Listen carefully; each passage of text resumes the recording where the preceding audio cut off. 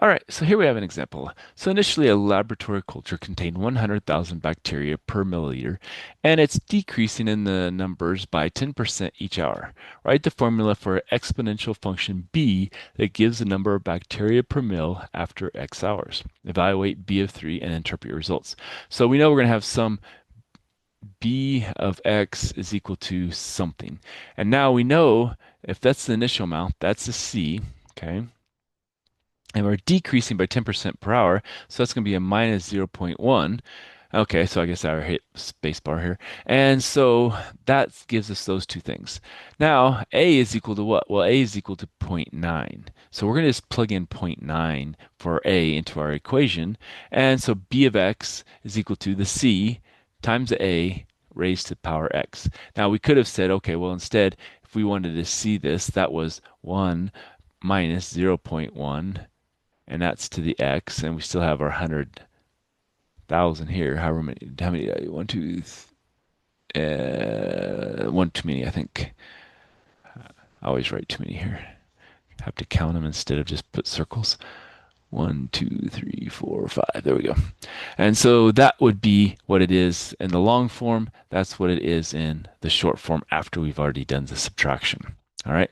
Now what we want is b of 3. So now we're going to take zero point 0.9 to the third power times 100,000, and we end up with 72,900. Now, if we ended up with another number that was bigger than 100,000, even though we had a zero point 0.9 here, we know we've done something wrong in our calculation somewhere because with the number between 0 and 1, this has to decrease.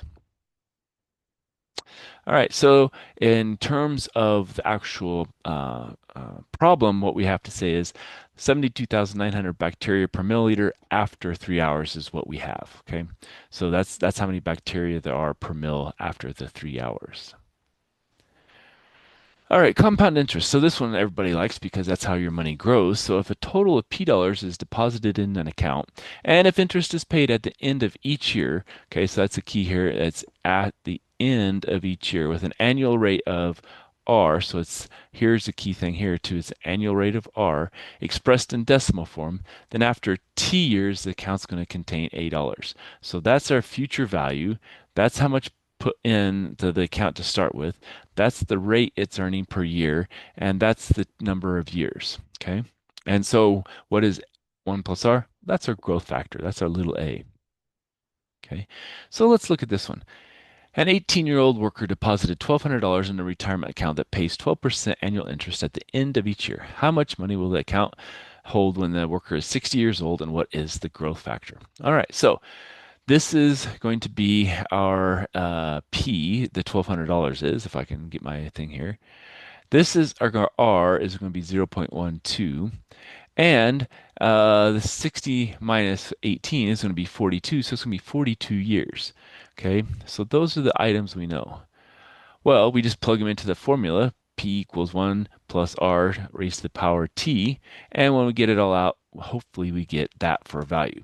Now, if you don't get a number that makes sense, you need to make sure you type in everything into your calculator right. So you need to be sure to put your parentheses here and raise it to the power because a lot of people, they'll just take 12 times 1 plus 0.12 to the 42. They'll forget parentheses or they'll do something. And so always look at your problem and see does the answers make sense because if it doesn't then you'll know you've done something wrong. Now what does that mean?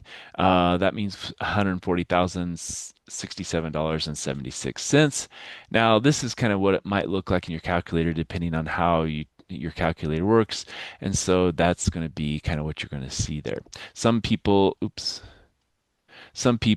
on their calculators, they might have a caret and then 42 instead of having it up to the power up like that already. They might have to put caret 42. Okay. But in any case, this is what you're going to see. Now, what is our growth factor?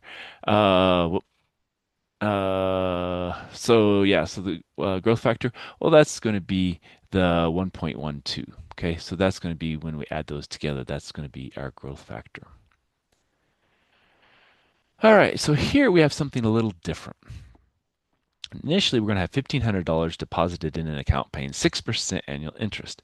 It's compounded daily, which is n is equal to 365. Now, bankers will use n equals 360. So you have to kind of pay attention in what they give you for the daily thing. Bankers will give you less. Math people will give you the 365. And they want to know what's the account balance after 5 years. All right, so remember our rate is going to be annual. So if we have some kind of a rate, in this case 6%, it's going to be 6% annual, so 0.06. But if we're doing this daily, we have to divide that by 365 days. So that's what it is annually, but we need it daily because we are compounding daily. Now, that means we don't just have 5 years here we have to worry about. We have to have 5 years times how many days it was done during those 5 years. So we have to multiply those out to get that value. So our formula then looks a little bit different. So again, we have our P here, so that hasn't changed. We have our 1 plus, now we have this 0.06 divided by 365. That's because our rate now is a daily rate based on that annual percentage rate. So we have to take the rate divided by 365, and it's raised to the power t, but the t now is 5 years, but we're doing it 365 times each year, and so we have to multiply those together here. And so now we have 1500 times the 1 point, and ideally you'll type this into your calculator like that, because if you start rounding values, if this happens to be a rounded value, you're going to get the wrong answer.